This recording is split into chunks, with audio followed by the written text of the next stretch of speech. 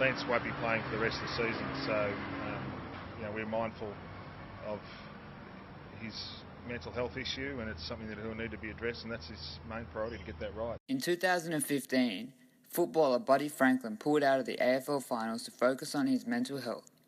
This forced a shift in the way we perceive the masculinity of footballers. Footballer Pat Hogan was a boarder at St Joseph's College, Hunters Hill, where he played full forward for the school's Division 1 AFL team. He also went on to play for the Greater Western Sydney Giants development squad. I think as time has gone on, like, the expectations of footy players have changed, where like the pressure has increased, and like even people like Buddy Franklin, they need time off. Like, that's a huge step as well, because it shows younger players that, you know, men can be like susceptible to like emotions like that and can come under stress and crack, and like it's, you know, so good that he shows that, like, you know, you need to prioritize that. And, you know, winning a final is awesome, but like a final is like, you know, it's got a timeline, whereas like, you know, your mental health, that's everything.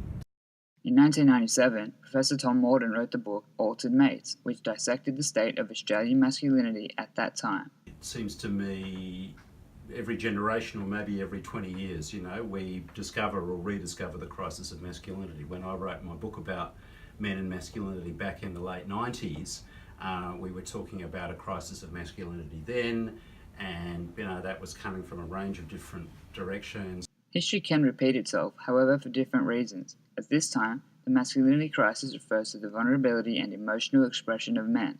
There are a lot of things about traditional masculinity which were not good. There are a lot of things about traditional masculinity which men suffered from, and in particular, I think what they suffered from, and I talked about this a little bit in my book, was this sense of being exiled from their emotions. Yeah?